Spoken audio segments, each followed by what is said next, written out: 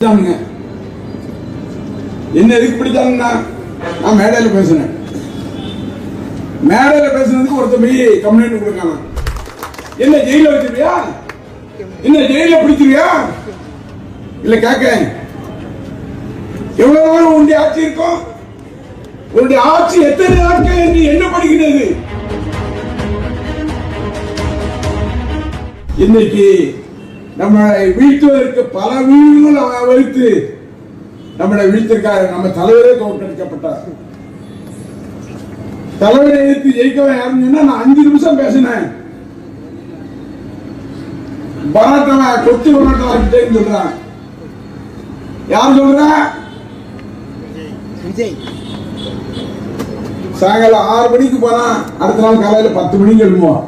அவனுக்கு என்ன நடக்கிறதுன்னே தெரியாது. தமிழகத்துல யாரு இருக்கா, யாரு போனா, யாருக்கு செய்தோம் என்பது தெரியாது.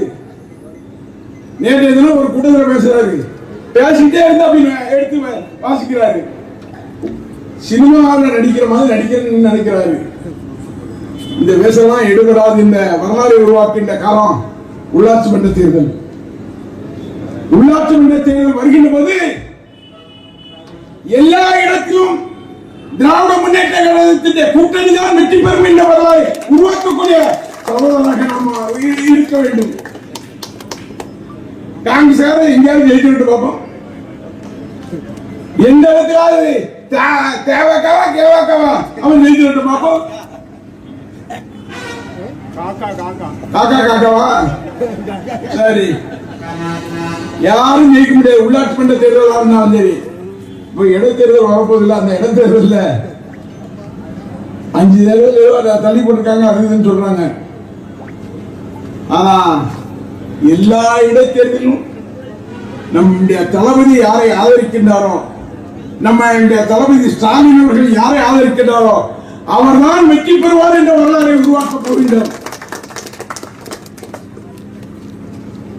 இன்னைக்கு குறிப்பாக சொல்ல வேண்டும் என்று சொன்னால், மக்களுக்கு எந்த நன்மையும் செய்யாம எதை வேணும்னாலும் ஏமாத்தலாம், எது வேணும்னாலும் சினிமா மாதிரி நடிக்கலாம், எது வேணாலும் சினிமா மாதிரி ஏமாத்தலாம் அப்படிங்கிற நிலையில இன்னைக்கு ஒரு முதலமைச்சர் இருக்காரு.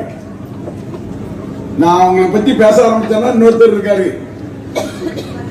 முதல் போட்ட முதலமைச்சரா, முதல் போட்ட முதலமைச்சர் ஒருத்தர் இருக்காரு.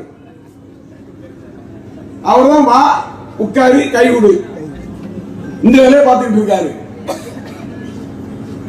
ஆனால் திராவிட முன்னேற்ற கழகத்தை இன்றைக்கு எந்த கும்பனாலும் அசைக்க முடியாத வரலாற்றை படைக்கின்ற உள்ளாட்சி மன்ற தேர்தலில் அத்தனையும் வெற்றி பெறுவோம் என்ற வரலாறை நாம் உருவாக்க போகின்றோம்.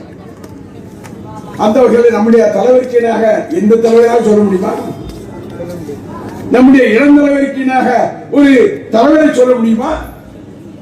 நம்முடைய பாராளுமன்ற உறுப்பினர் திருமதி கனிமொழி கருணாநிதி எம்பிக்கு இணையாக எந்த பாராளுமன்ற உறுப்பினர் இங்கே பாராளுமன்றத்தில் இருந்து பணியாற்றி இருக்கின்றார்களா?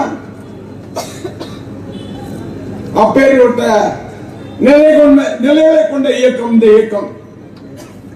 என்ன பிடிச்சானுங்க, என்ன எதுக்கு பிடிச்சாங்கன்னா நான் மேடையில் பேசுனேன். மேடையில் பேசுனதுக்கு ஒருத்தர் போய் கம்ப்ளைண்ட் கொடுக்காங்க.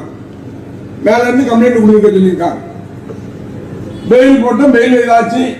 உடனே அங்கிருந்து முதல்பட்ட ஒரு முதலமைச்சர் இருக்காங்கல்ல, அவர் உடனே எஸ்பிக்கு போன் போட்டு உடனடியாக அவரை தூக்கி வை, ஒரு மாசம் உள்ள இருக்கட்டும். இதா 1 மாசம் இல்ல, 5 வருடம் சிறை இருந்தாலும் இந்த இயக்கத்தை எந்த கொம்பனாலும் அசைக்க முடியாது என்று நான் சொல்லிக் கொள்வேன். என்ன ஜெயில வச்சிருக்கியா, என்ன ஜெயில பிடிச்சிருக்கியா இல்ல கேட்க எவ்வளவு நாள் உன்னுடைய ஆட்சி இருக்கும், உன்னுடைய ஆட்சி எத்தனை நாட்கள் என்று என்ன படிக்கிறது. இன்றைக்கு இந்த இயக்கம் இளைஞரணி கம்பீரமாக இருக்கின்றது, மாணவரணி கம்பீரமாக இருக்கின்றது, மகளிரணி கேட்க வேண்டியதில்லை, அவ்வளவு கம்பீரமாக இருக்கின்றார்கள். அந்த வகையில் இந்த இயக்கத்தை எந்த கும்பனாலும் தொட்டு பார்க்க முடியாது.